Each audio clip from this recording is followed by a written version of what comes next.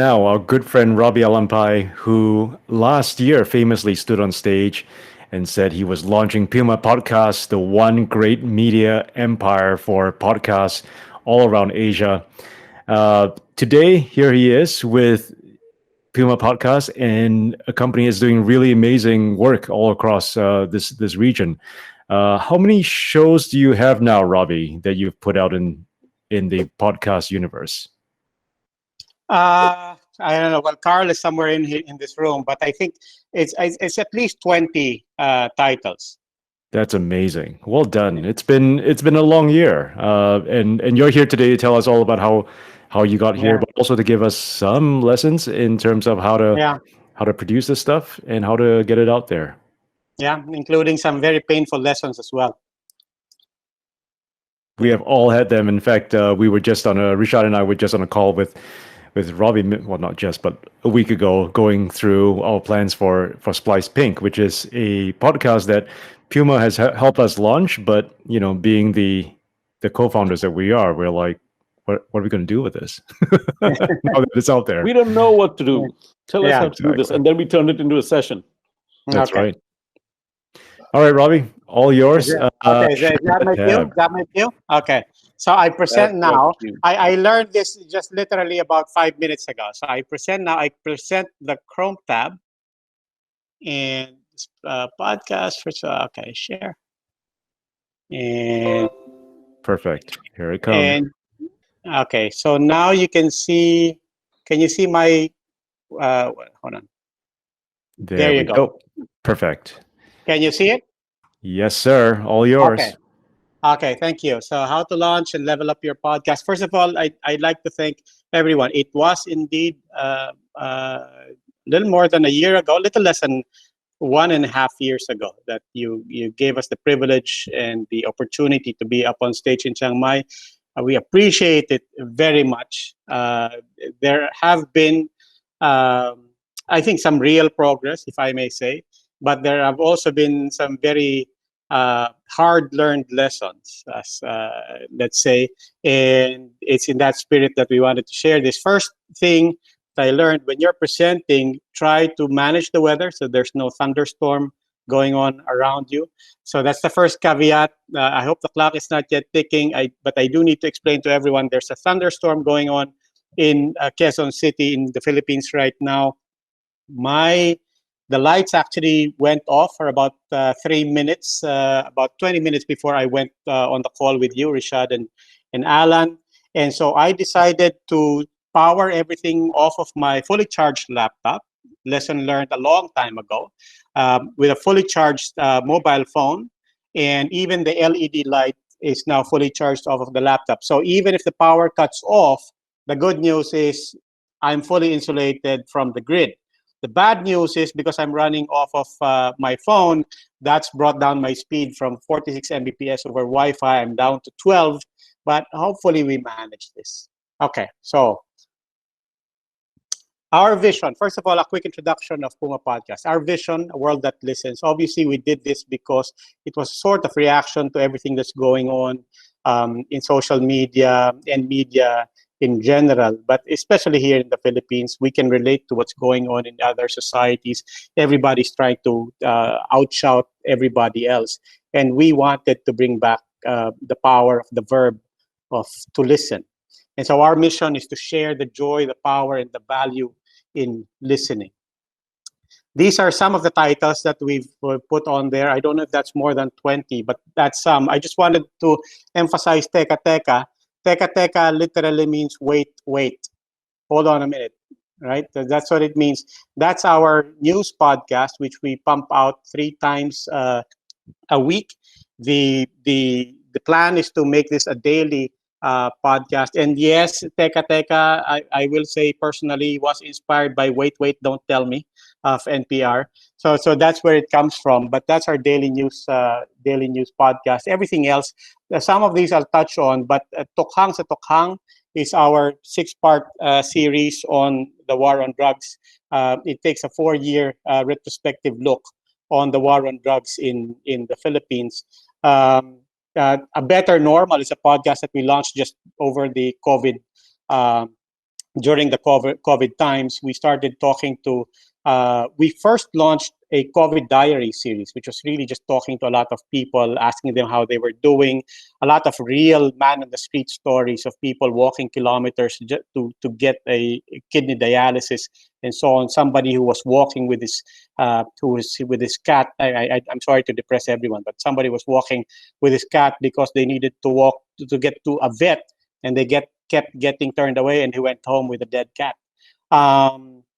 Stories of people who lost their parents, but some very hopeful stories as well, stories of frontliners and so on. But at a certain point, we felt that people are not getting tired, but they're ready for something else. And the Better Normal was launched because we started talking to people who were saying, look, it's not just going to be a new normal. We might as well plan this out. So a better normal for Philippine traffic, a better normal for public transport, a better normal for working from home, and so on. TED Talks is our law and government explainer. Usapang Econ is our Planet Money, our version of Planet Money. It's an economics podcast. And then somewhere in there, we have a sex podcast, we have lifestyle and entertainment podcast, and so on. But this is what we really want to show. We launched in around October 2019. That's not October 2020. That says October 20. And as of October 20, we were doing about 100 listens a month. And this is where we are. That red line in the vertical line there is COVID, when it, so a slight dip. But you see the trend very, very, very, very strong. We're now doing about 20,000 to 30,000 listens per month. And that's despite the quarantine. We do about 12 to 18 minutes of passive consumption per session. We have to emphasize this. One of the strengths of podcasting, as you know, as fellow podcast fans, is that it is passive. By passive, it means you're not looking at your screen. YouTube is not passive. Facebook is not passive. You're constantly getting invited to click on the next thing. They're constantly throwing previews at you. But a podcast is completely passive. And so when we say 12 to 18 minutes of engagement, it's completely 12 to 18 minutes. That compares to less than 2 minutes now per visit on news sites. I think that's the world standard according to ComScore in the Philippines. It's about 1.5 minutes standard. When I left the digital news site that we launched for a TV broadcast network, I remember we were bragging about 3 minutes engagement, and that was the standard. Now the standard is down to 1.5 minutes. So 12 to 18 minutes of passive consumption per session is really fantastic. And then that now translates to about 200,000 to 540,000 minutes of listening per month, which translates to about 2.4 million to about around 6 million minutes of listening per year.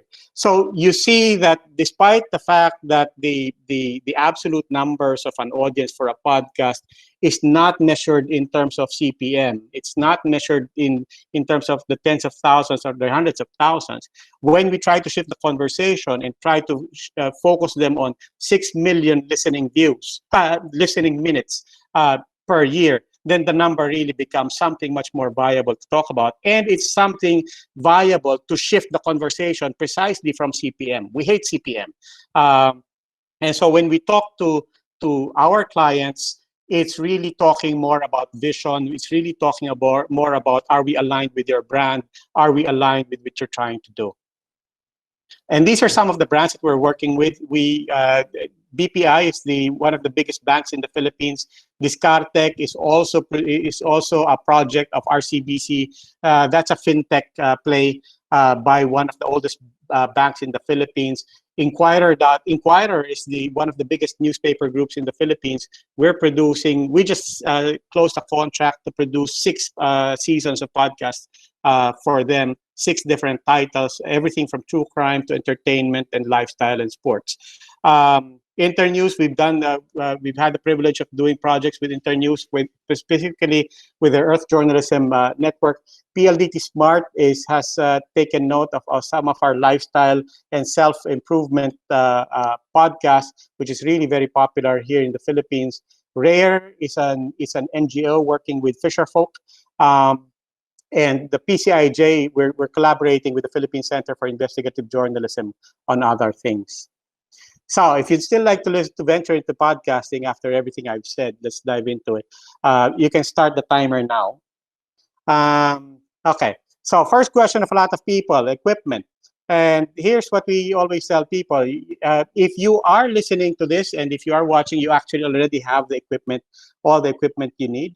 That means you have a mobile phone at the very least, you have a laptop.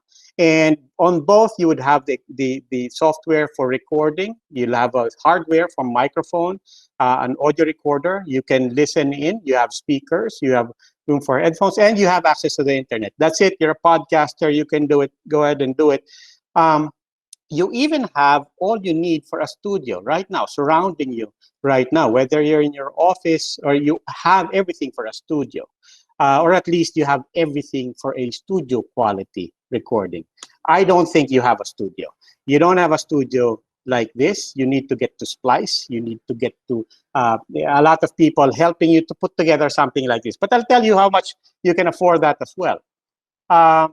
But when I say that you have everything, that you have your studio, you have your clothes on, you have old clothes that you're not wearing, and you have other old clothes of your children, of your wife, of your husband, and so on. Anything soft, any fabric, that will help. This is me in the first month of Puma Podcast. That's me kneeling inside into my cabinet. You don't see her right there, but unbeknownst to me, that's my wife peeking out of the door there. And so that's me literally recording over, under, around, within my clothes. And that gives you a really, really good sound studio. Now, if you want to level up, you can take pillows and you can take heavy blankets. And if you think I'm kidding,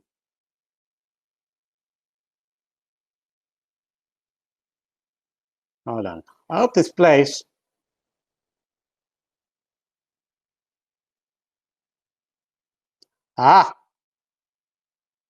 Alan. Does it matter if it's IKEA certified pillows or not? No. I mean, these are Lazada certified pillows and Lazada certified. Yeah. You play a good Okay. game. Yeah.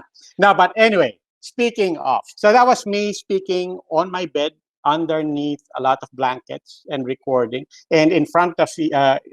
Hold on. Okay. No, I'm giving up on that. Anyway, so here's the thing: if you do want to level up, here's the good news. A microphone stand, a condenser mic, a Zoom mic, something a bit more fancy. The soundproof foam and soundproofing. That's a very basic sound mixer. And a used Macintosh, headphones, even this beautiful blouse that was our team's birthday gift to Trisha. All of that, the good news is everything's available on Shopee and Lazada. So everything you see in this room is probably less than anywhere from $1,500 to $2,000. And so you have a full studio available at your fingertips and on your mobile phone. Now, things to ask. We know a lot of people are asking. This is all about upgrading your podcast. So people ask, how do I improve sound quality? Where do I get stock sound effects? I mean, do I have to pay royalty? How is writing for audio different from writing, and so on? How do I publish on Spotify? How do we build our own studio? And so on and so forth. So there's a lot of questions, and we want to get to all of this. And to save time, let's just say that the answer for all of this is these are things to ask. These are things to ask YouTube. And we're done with that session. Do it the way we did it. Just go to YouTube, ask all the questions you want on YouTube, and there's a lot of hundreds of people who really gave us fantastic advice on how to do your DIY studio, how to clean up your audio, and so on. And all of these things I cannot cover anyway in my session. But if you want to talk about quality, I will not pretend that the answer is me. The answer is with a better friend we have in YouTube. So there are things to ask YouTube. But I think the real value that I can give you is asking yourself, what are the things to ask yourself? And that's really where I wanted to concentrate in this presentation, in getting people squared before you jump into producing your podcast. The first thing you have to ask yourself is, why do you want to do podcasts anyway? And many people say, hey, it's a new revenue stream. And we need to talk about that. We need to manage your expectations there. We have bad news. We also have some good news, so you don't have to give up on that. But let's move on to other motives, because there are other things that might be worth your while. It can extend your brand for free.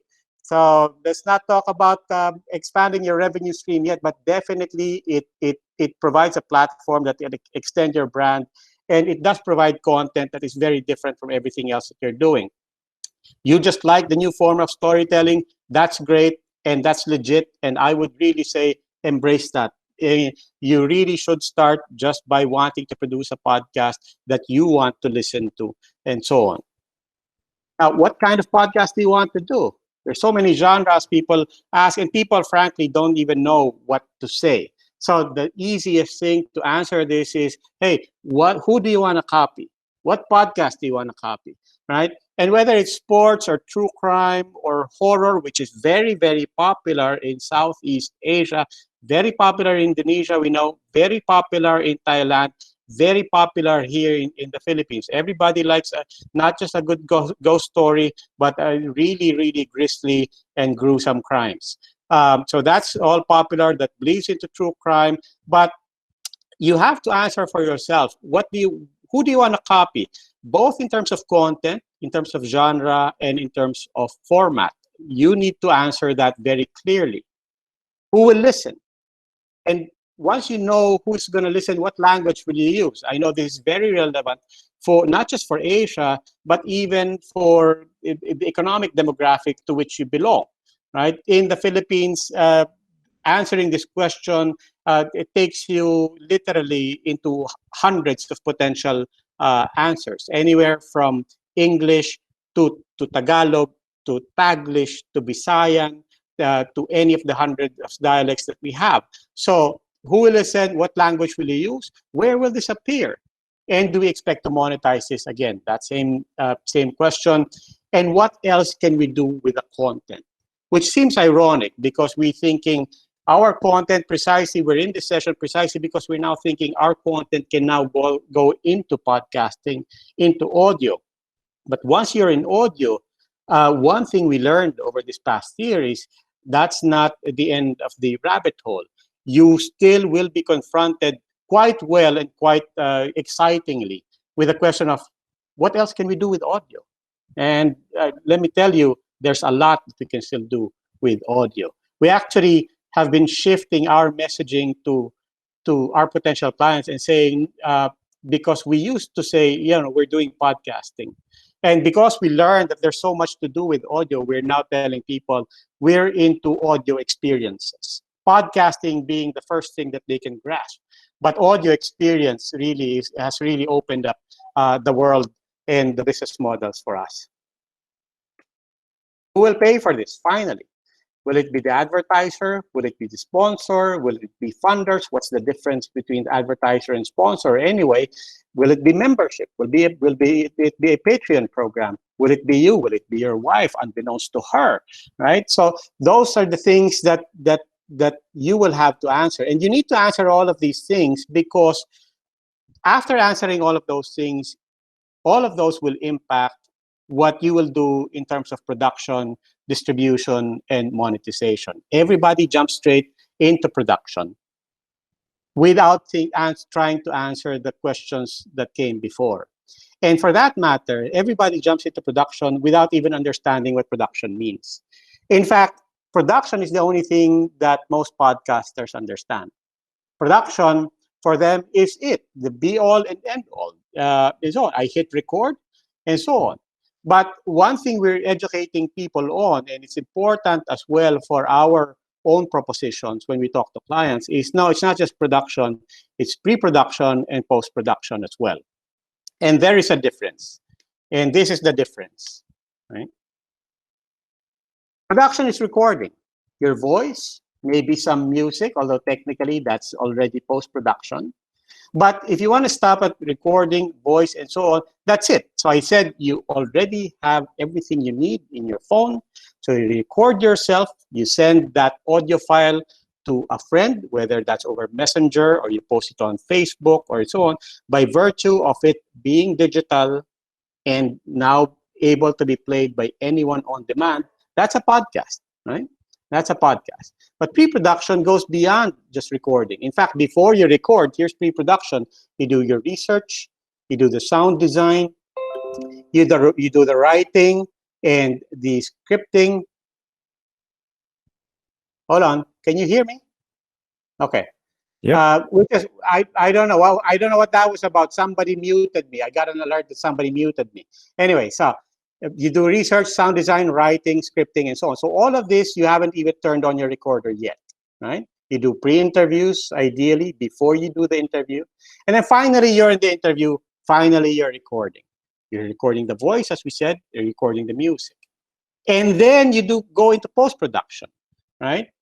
You by the way, in recording also in this other category, you also record ambient sound, the sound all around you, the sound of a fisherman's paddle hitting the waves, or the sound of the wind, and so on. And all of that can go into a really rich experience if you do the post-production of sound engineering and scoring and so on. I know somebody's out there saying, that's not it. It's not it. You've hardly exhausted everything that a real podcaster does. So I'm not yet a real podcaster, but this is how we see everything. And you see how much more complicated it is. Now, the easiest way really to show you is to make you hear it, right? So I don't know if this works.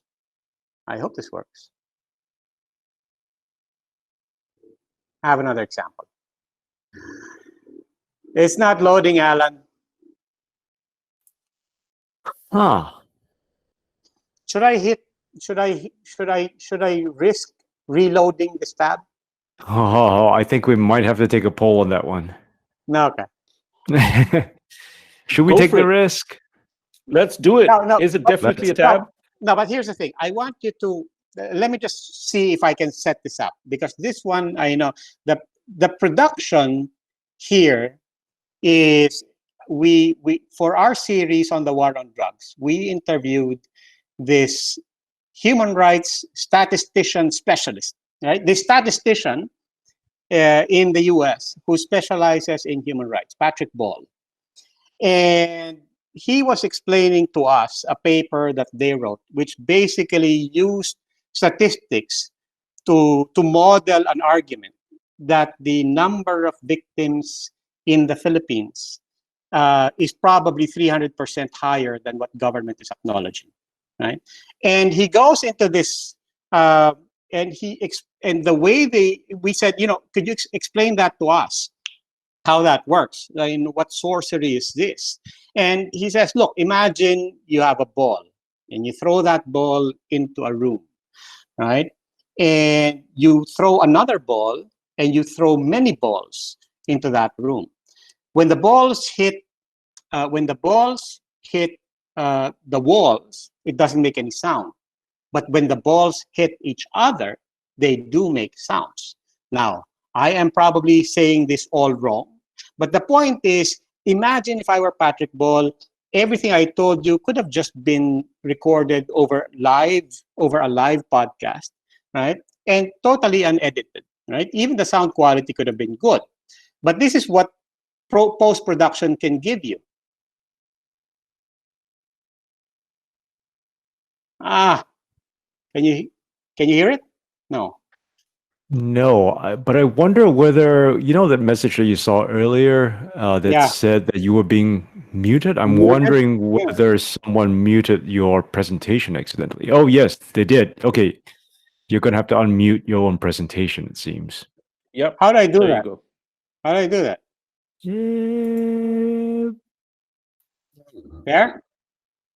There? Hold on. Let me try again.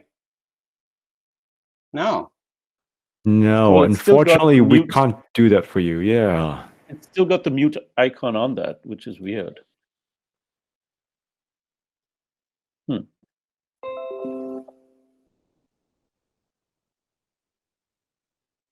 No. Yeah, that was going fine until someone muted you. Yeah. Okay, do you wanna maybe you stop and start again? Yeah, I think so. No. Stop sharing and then start sharing again.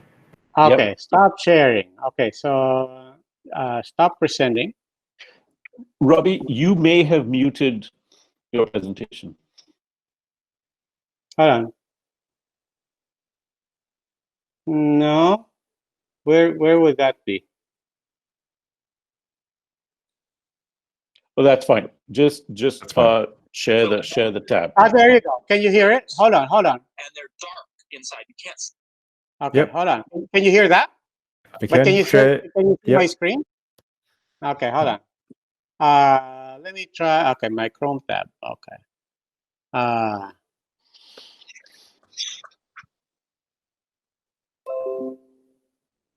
See inside. There. Can you hear? And you want. Perfect. Okay.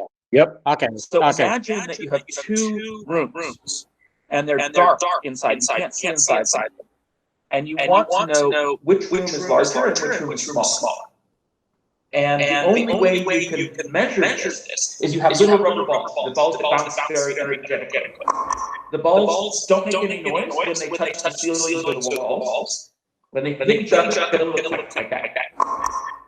Okay? You throw the balls into the first room, and you listen, and they bounce around in there, and you hear. Okay.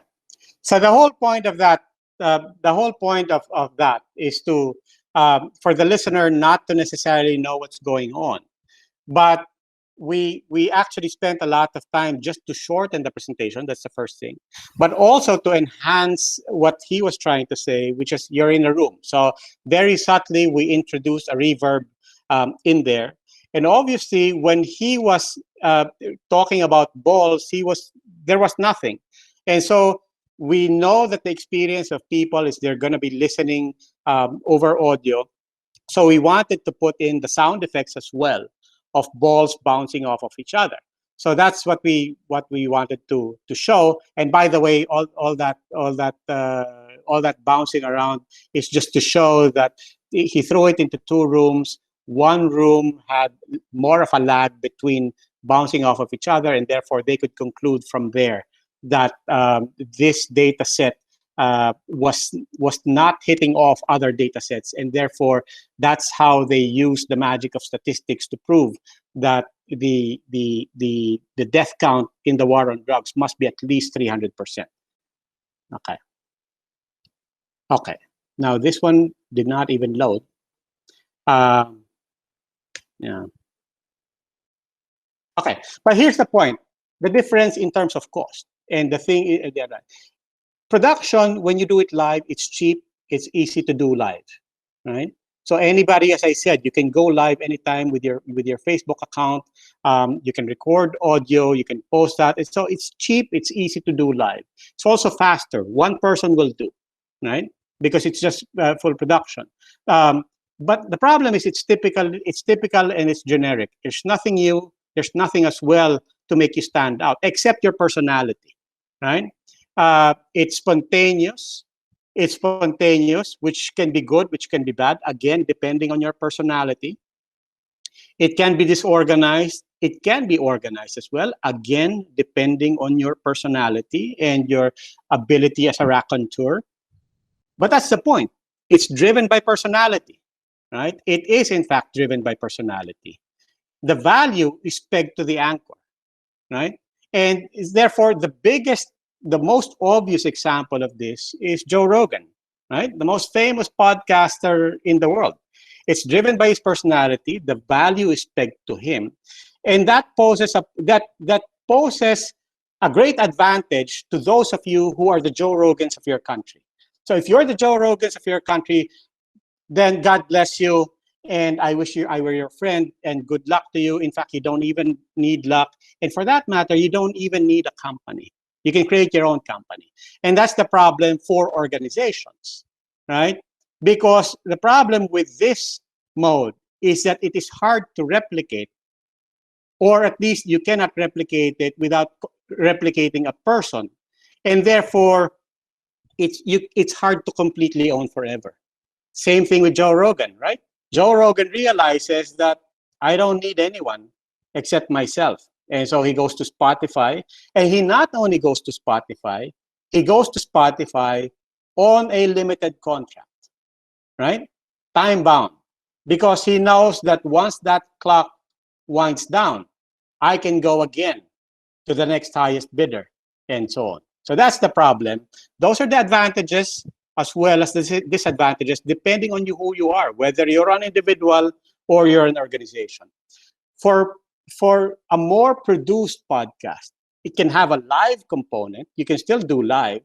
The problem is it's more expensive, right? And it's more expensive because it takes more time and more people to produce something like that. That sound segment of Patrick Ball, for example, it took one person with dedicated time 2 days to put that segment together so that we can splice it into the larger podcast. The advantage, however, is that you can create a signature sound experience. You can do the sound design. You can do sound engineering. You can fix the levels. You can be as anal about it as you want. And you can use music and so on. So you can create a signature sound experience rather than just throwing your voice among the millions of voices now podcasting. It is scripted where the other one is spontaneous.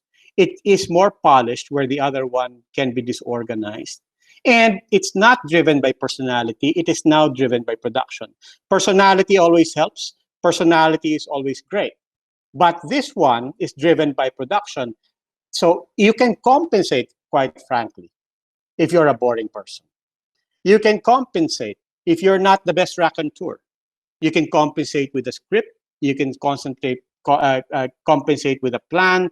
And you can compensate even if you have a lousy voice. You can compensate with software. You can compensate with a lot of things. The value is pegged to production.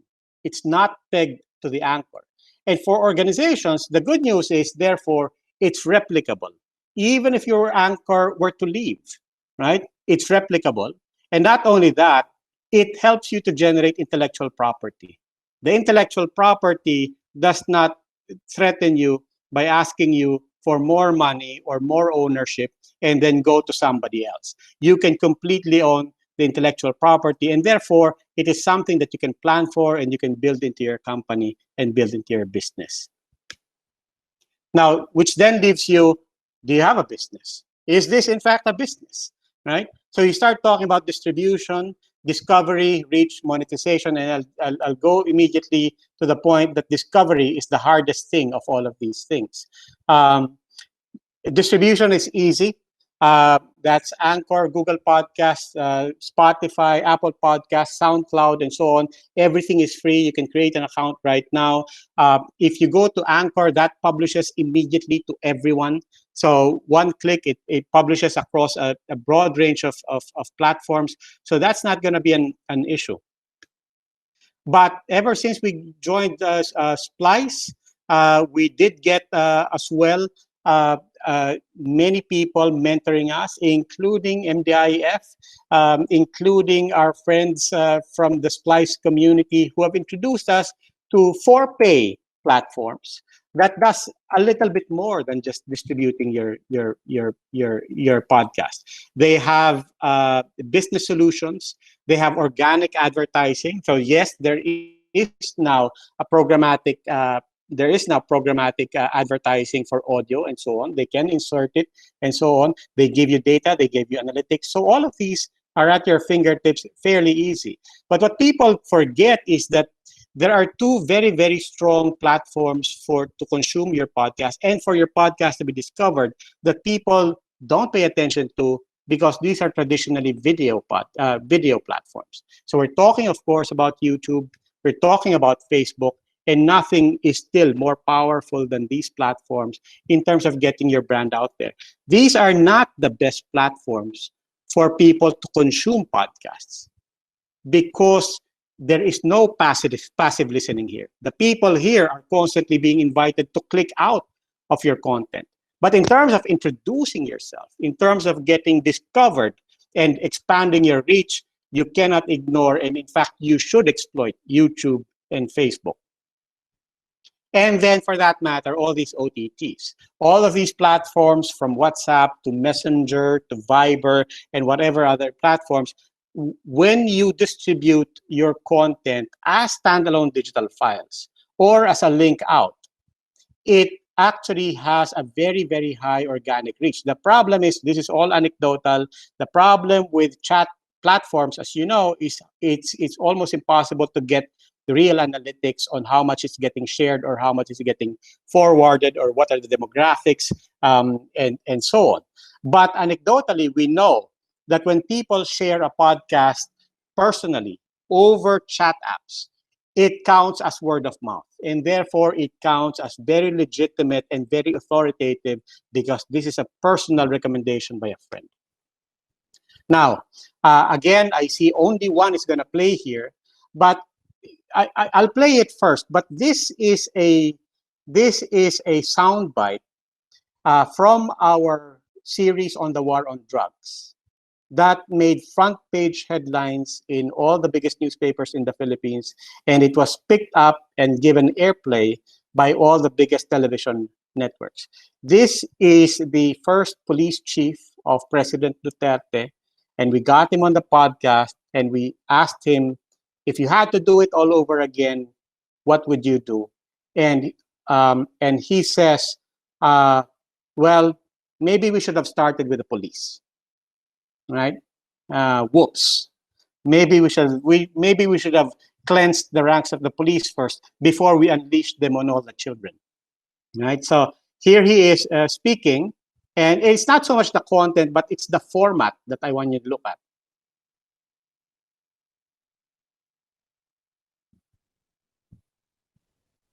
What would you change if you had to do it all over again? Yung embarking the war on drugs right away without cleaning our ranks first. Ang ginawa kasi namin is simultaneous. War on drugs against sa mga people na involved talaga sa droga. At the same time, dito sa mga tao sa gobyerno, like mga police, mga politiko, sabay. So I think what was the best model should be was pag-declare namin, nilinis ko na namin yung hanay namin. Then after that, banat sa labas. Internal cleansing muna, then external war agad. Internal war to external. Okay, so I think you got the context of what he's saying. Exactly what I said. He's basically saying we should have started with the police. And the thing is, when this went out purely as a graphic on social media, that got a reach of about 5,000. So about 5,000 people saw this post. But by adding the audio, right, we added the audio, that helped. But the problem is there's nothing flickering on the screen to tell people that this is a video. So that little flickering line, that waveform that we put on there, gave this a reach of 100,000, right? So 20 times the reach, which is really one of the main messages here. That ironically, we're all trying to rebel against what has become of video on social media, and trying to encourage people to just listen on audio. But the reality is that the experience still has to be audio, but the reach really has to exploit the best practices and the real impact of video. So as we said, apart from this getting picked up by this having a greater reach, it was picked up as well, was front page material for all the newspapers and top of the news as well for the biggest broadcasters. What is this? Okay, once we realized that there is value in our content, that we could then get this, we started to realize, hey, we're the only podcasters here. Therefore, any audio we produce is exclusive. And therefore, when we go to traditional media companies, anything we offer is non-threatening to them, right? Because we're not competition. And equally important, this is exclusive content that you can use. So one of the videos I couldn't show you was from our COVID diaries. This was about a girl saying that we found out over Twitter that my father was dying. because he was one of the first COVID patients. And when I got to the hospital, I couldn't hug him, I couldn't go near him, and so I could only. Oh, sorry, it's the wrong story. Sorry. This is the story. We got the scoop on the first husband and wife team who went on record for being positive of COVID. And so we got them to speak, to describe the experience and so on, how they survived it and so on. And the point is, we just shared this with GMA Network, one of the biggest networks in the Philippines. And so they played it. So the first thing I want you to show is listen to the full Puma Podcast episode. Right there. So we got them to agree to that. Natakot kami sa COVID eh. So anong mangyayari ngayon?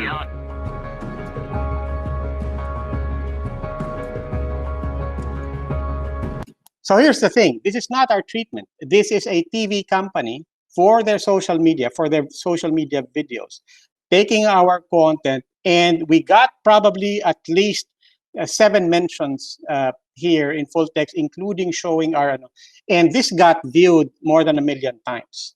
So again, I wish that could be 1 million listening sessions on Spotify, but it's not.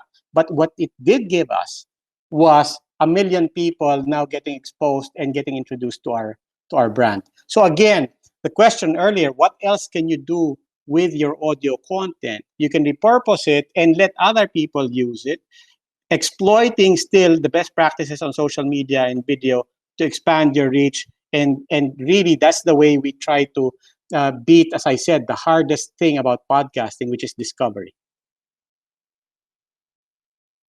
Okay, these are just other examples. But here's the thing. We then realized that as we create more visual elements to podcasting, there is we also are creating collaterals that are now visual. We went into this thinking that, we'll find a way to convince them that inserting an audio placement in our podcast is going to be worth their while. But as we started to invest more in, as we said, in the best practices of social media, which is better graphics, better video, we realized we're creating graphic collaterals that we can still sell. So what we really want to show you here was these are all brand placements that were created out of that realization. So now when we go to advertisers, we're now telling them that, no, it's not just about insertions, right? Because we don't want to talk CPM on the level of the podcast, but we can talk about CPM on the level of video and on the level of the graphics that go out over social media. So just to wrap up, best practices in images, video, social media is important for discovery and reach. Discovery and reach is going to be the hardest thing. Everything else you can learn, as I said, on YouTube. The highest and most important engagement is still in audio. So we're not losing sight of the fact. We're not losing sight of our vision statement, a world that listens. We're not losing sight of our mission statement, teaching people the joy, the power, and the value there is in listening. And it is in listening that loyalty is built. But for reach, discovery, and monetization, the best of both worlds have to come into play. High and loyal engagement in super niche audio, wide reach of social media and video, right?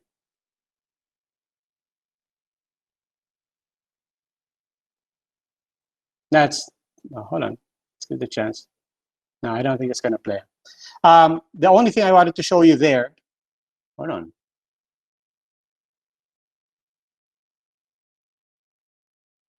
Okay, I'm gonna stop just for no, hold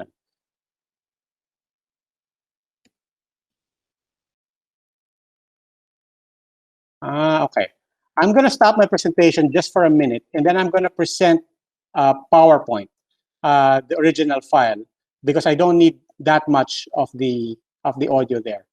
Hold on.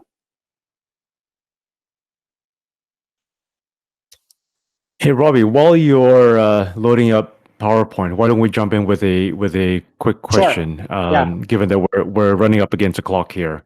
Yeah. We have a ton of questions. Yeah, Really good our friend Karen Vera from CNN is here. Karen, why don't you throw out your first question? Just unmute yourself. As in, give it away on the call. I don't know if I should ask the passive listening question or the branded content question, but Yeah. maybe let's talk with the branded content one, because Yeah. I work in a content studio, Yeah. and many advertisers seem to think, hey, podcasts are hot. How can I, put my content in there? And there's been success stories with branded content podcasting, but it's still a difficult conversation with advertisers. So, do you think branded content has a future in podcasting? Yes, absolutely. I think most of the businesses that are emerging from it are in fact branded content. So, as I said, we work with. You can see my screen, right? You can see my screen. Okay, so Yep. uh, we work with, for example, with BPI, which is a bank. Discartech is a fintech play of one of the oldest banks, and so we do. What we've done is we've created branded content for them about personal finance and about things they're trying to encourage in terms of the behavior and the consumption of people, and how the Philippines is changing with fintech and so on. I think the only limit, there's definitely a huge upside to branded content for podcasts. The only limits there, to be honest, and I'm speaking very personally, is your personal sense of ethics on where you cross the line from being a news, from something whose core value is centered on journalism and independent media and so on. So we have actually said no to potential clients. So I think that's one simple way of answering that. Any other questions? I'm almost there at the. Yes. Also, yeah, we're coming. We have about 2 minutes left for the end. So, Robbie, maybe I'm Yeah. going to ask Erwin. Erwin, do you want to ask your question? Go loud and ask. Hey, Robbie. This is Erwin. Hi, Erwin. I think my question is on Spotify actually just launched some local podcasts today, and they sponsored a lot of it's a trending topic right now, Spotify Pinoy podcast. Yeah. Is this a move, or is this an indication that there's really a business model or a business opportunity for local podcasters? No, not necessarily. It's more of a business opportunity for Spotify. So we've met with Spotify. We've met with their people here in the Philippines and Southeast Asia. We have talked about that, and they were very very honest in saying that there's a very big market for Spotify, obviously, but they want to encourage podcasting in the Philippines, the consumption of non-music audio. And they are going into that precisely because they recognize that there is potentially more space for interaction between brands and content creators over non-music content. So it doesn't mean that the audience for podcasting in the Philippines is already so huge. As far as they're concerned, it hasn't yet hit critical mass. When we were talking to them, and frankly, even Indonesia is ahead of the Philippines in terms of the podcasting audience. But they also understand that it's not necessarily a numbers game. They understand the value of podcasts is in niche and super niche genres and projects and so on. So obviously, it's something that we want to get in on. We're taking it as encouraging that we had that meeting with them, and we have that foot in the door for that conversation. But to be honest, that was my impression of where they were. They see podcasts. They wouldn't have bought Gimlet, right? If they didn't, they wouldn't have invested in Seth Rogen and made him exclusive to Spotify, taking him away from YouTube, if they didn't see the potential here. But as far as the Philippines and the rest of Southeast Asia is concerned, their move right now is trying to encourage and ripen the audience. It's not necessarily there yet where they can tell everyone that you can monetize content. Okay, so I'll wrap up with this. Yep, go for it. Yeah, just to Let's make it quick. yeah. Thanks. So here's what we produced for the first episode that we produced for Splice Pink. I'd like to thank, but there are some lessons here as well. What you have to understand is you are not selecting somebody to invest in your company to make money. You're selecting somebody to help you build the company. You're selecting a partner.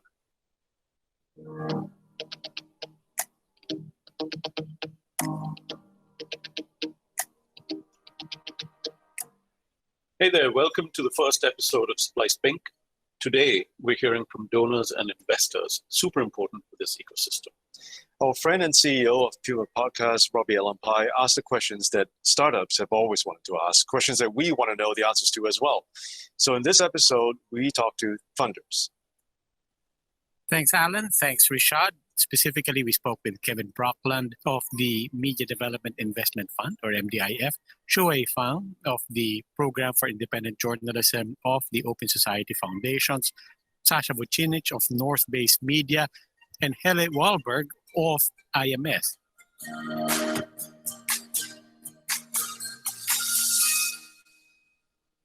So, first question to everyone. Can I just write one proposal and then blast it to all of you, BCCing all of you? Sure, you can. Nothing will happen, but yes, you can do that. Okay, so I don't know how much of this you can actually hear, and that was our whole point of going there. But what we wanted to show you, hold on. What I wanted to show you was, I'll turn down the volume. I'll try to speak over this. What I want to show you is everything that we were talking about earlier on. That as we do this, you have to ask why you're doing this. So with Splice as the sample client, we had to ask them, look, I hope you're not expecting that you're going to monetize this, right? And for them, it was very logical. No, we're going to do the conference online. We're going to have a lot of video. We might as well repurpose the audio there. And so people can still continue listening to Splice Beta beyond the conference and so on. Who will listen? The people participating, the language and so on. So we had to get into this negotiation and this conversation with Alan and Rishad. Who owns this was a real question. The first time we sent a draft to Alan and Rishad, that was a very blunt thing that we had to go back on. They had to say, this is all well and good, Roby, but it's all Puma people, and it goes away from what we wanted to do. So we had to find a way to bring back their voice, despite the fact that it was gonna be me doing the interview. So we needed to figure out and so on, research, pre-interviews, and so on. We had to agree on the sound design, and then finally, how will people know about this? What's the distribution strategy? And here, we had to build it into an audiogram because, as we said, the best practice in social media is you can't just place the logo of Splice on social media and expect people to know what this is. We had to make something moving. Audio stands on its own, but best practices in social and video are keys to reach and discovery. So that's the whole point, and I'll hold on, and I'll end there. What you have to understand is you are not selecting somebody to... The great voice of Sasha keeps repeating. Yeah. What a great guy. Yeah. And really great advice. Hey, before we wrap, I feel kind of bad if we don't get to Sunny's questions. Sunny's got two questions. Maybe you could just distill it to one, and we'll just take that and wrap it up for the evening. Sunny, go for it. Yeah, I think my first question is answered already about YouTube. So what was my second question? Oh yeah, so it seems that everyone starts a podcast nowadays, which is good news, of course. But I noticed that a lot of podcasts are at least 1 hour of length, which discourages me personally a little bit to discover new podcasts, because I'm like, oh my God, 1 hour, it's a little bit too much of my time. So do you have an advice on the length when you just start a podcast? The thing with length. Sorry, Robbie, you might want to stop presenting. Okay. Yeah. Hit the stop presenting tab. Okay, got it. Okay. Okay. The thing with ideal time, we found and we've read as well, is it's actually culture specific. So what is that? For example, New York has a particular genre called subway pods, right? And so that is around 8 to 10 minutes, and that's actually built around the average time for a subway ride is about 8 to 10 minutes, and so it's built into that. In the Philippines, we can go a bit longer because in more normal times, a lot of people were consuming us over traffic. And so traffic here can last anywhere from an hour to 2 hours. Not that 1 hour is enough. What we found is our sweet spot for us, regardless of genre, is 12 to 15 minutes. Anything longer than 15 minutes for us qualifies as long form storytelling. But we do find shorter, higher engagement, the higher completion rate as well. So 5 minutes is good. It's tough to tell a complete story over 5 minutes, but that's it. So anywhere 5, 10, 15. But the real answer is that it's really culture specific. You're going to have to look at your own audience and your own market. People have different attention spans, apparently. All right. Well, on that note, just wanted to thank everybody for this late night edition of Spice Beta. Robbie, thank you for the knowledge. I think I think there are a whole bunch of questions that I have in my head about how to distribute this stuff better. And I would love to to bounce this off you another time. For everyone else, this has been a wonderful evening. Tomorrow is yet another full day of Slice Beta, so go to spicebeta.com to see what's coming up. Come back and to the Rashad, resources, by the way. that's right. I keep forgetting that. Over to you. No, I was just going to say splicebeta.com/resources. You're going to find Robbie's video very soon of this session, all the links in the chat box, maybe even his presentation if he's good enough to share it with us. And a little summary of the session as well, including all the other sessions. Get in there, ask for mentorships, look at resources, and thank you everybody so much for coming. Thank you, Robbie. Thank you, Robbie. As always. Thank you very much. You. Good night, everybody.